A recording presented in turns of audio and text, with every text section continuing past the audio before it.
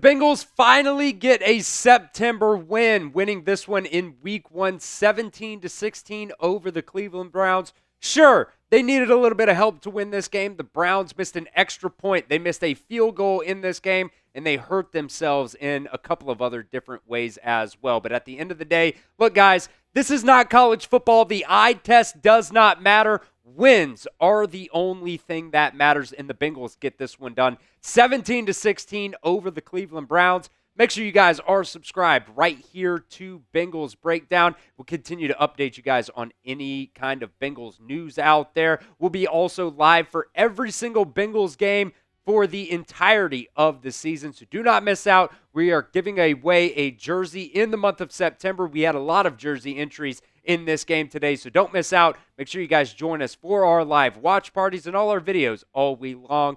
Hit that sub button for me right now.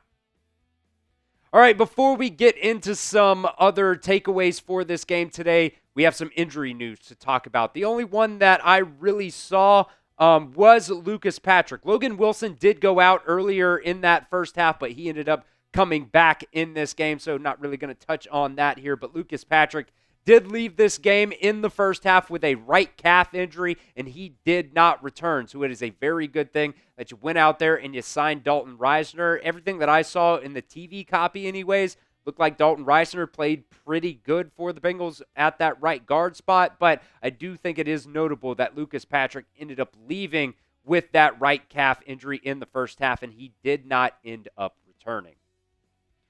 All right, let's get into some takeaways for this game today. The penalties, I thought, definitely did hurt you early, especially on the defensive side of the ball. The Browns' first drive of the game, the Bengals ended up getting called for 4 penalties on that first drive, and 3 of those were on third downs. That was one of our keys to victory. No stupid penalties. And, look, at least 2 of those out of those 3 third down penalties I didn't necessarily think were penalties. Maybe I'm being a homer at the end of the day. The only one that I really thought was a legitimate penalty was that Trey Hendrickson roughing the passer. Look, I do think it is soft, but he did hit Joe Flacco in the face. They're going to call that every single time. But look, the illegal touching and then the pass interference call, didn't necessarily think that those were legitimate penalties. But at the end of the day, they did call those. And if that continues to be a trend, especially on the defensive side of the ball, that could end up, leading to losses for you down the road. So you have got to end up, you've got to, take care of those. You've got to do a better job of those penalties. And, I'll say too, it didn't end up necessarily being penalties, but Zach Taylor has got to do a better job getting those play calls in early, because in that second half, the Bengals had to call timeouts, especially early in the second half. Had to call a timeout. You come out there on, the first play of the drive, and you don't have the play call in. I don't know how that happens. You have to burn timeouts, and it ended up kind of leading to a situation there at the end of the game where the Browns could have, come back and win that game, and the Bengals only had 1 penalty there, or 1 more timeout there. So, you got to clean up those penalties because they did hurt you early. They extended those drives for the Browns, but at least at the end of the day, the defense came away with a couple of turnovers that ended up helping you win this ball game today. So grade the Bengals' performance against the Browns today. A, B, C, D, or F. Down at the pinned comment of today's video, I kind of tend towards going maybe B minus C plus at the end of the day, but I want to hear from you guys down at the pinned comment of today's video. Grade the Bengals' performance against the Browns, A, B, C, D, or F. All right, my second takeaway from this game today, I thought the offensive line held up pretty dang good today. I know there were a lot of concerns, especially at that right guard spot. The Browns only ended up getting a few pressures on Joe Burrow. They did get a couple sacks there, towards the end of the game, but I thought that offensive line played pretty dang good today against the Browns, and especially, Lucas Patrick. I thought he looked pretty good, especially that first drive of the game. You had Chase Brown there, getting cooking really early there on that first drive of the game, and then Lucas Patrick ends up getting hurt. Dalton Risner ends up going there at that right guard spot. Sure, you had some things that you had to clean up, but just overall, I thought the offensive line looked pretty good today against a very, very good Browns defensive line and a very good Browns defense just in general today. I thought that offensive line held up pretty solid. All right, we'll continue with some more takeaways here in just a second. But today's show is brought to you guys by Omaha Steaks. From handcrafted steaks to delicious fall favorites, Omaha Steaks delivers the world's best steak experience. Enjoy USDA-certified tender steaks, juicy burgers, cozy and convenient comfort meals, plus tailgating favorites like chicken wings, smash burgers, and deli-style franks. And now, during the Red Hot Sales event, you guys can get 50% off site-wide at omahasteaks.com. Plus, our listeners here at Bengals Breakdown get an extra $35 off with promo code Bengals at checkout. Look, guys, I would eat steak every single day for dinner if my fiance let me, but she doesn't. Unfortunately, we got to get some veggies in there as well. But if I could, I would order Omaha Steaks every single chance I got. Omaha Steaks offers unrivaled quality and variety, and every bite is backed by their 100% guaranteed.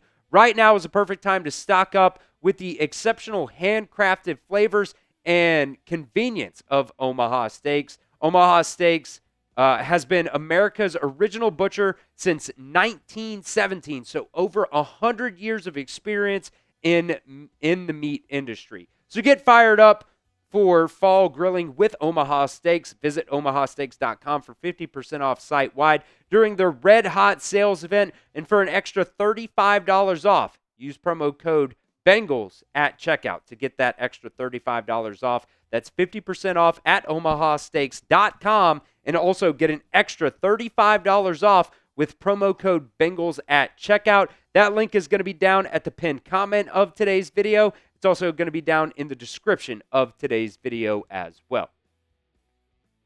All right, my third takeaway from this game today. Look, the offense did not necessarily cook. If there was one thing that we said during our pregame for this game is that, look, the Browns, at the end of the day, they don't always have a good offense, but their defense is always pretty solid, especially, behind some of those guys like Myles Garrett. Look, Joe Burrow went out there, and he didn't have a great game today. He only went 14 for 23 with 113 passing yards. Did have that touchdown pass there early on to Noah Fant.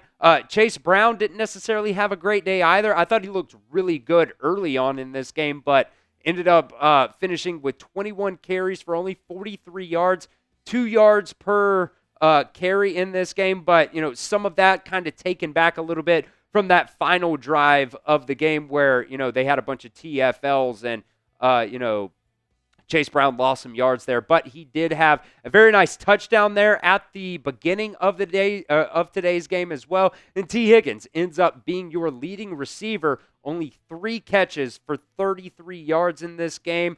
Jamar Chase didn't necessarily have a great game either. He had 5 targets, only 2 receptions for 26 yards for Jamar Chase. But at the end of the day, the Bengals end up getting the win. So you don't necessarily always need the offense to cook, especially when the defense goes out there, and they played a pretty solid game today. So I want to hear your one-word reaction to this win over the Cleveland Browns. Let me know what you guys think down in the comment section of today's show.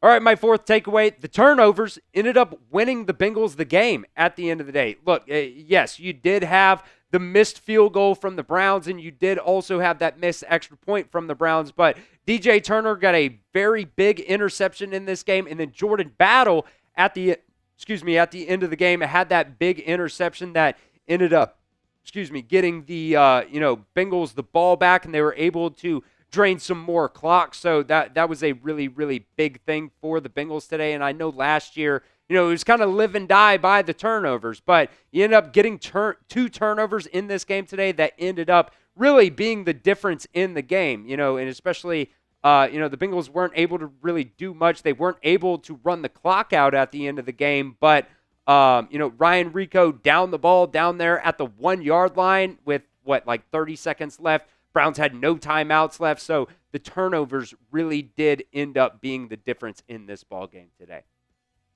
My last takeaway from this game today, the defensive line, I thought played a really good ball game today.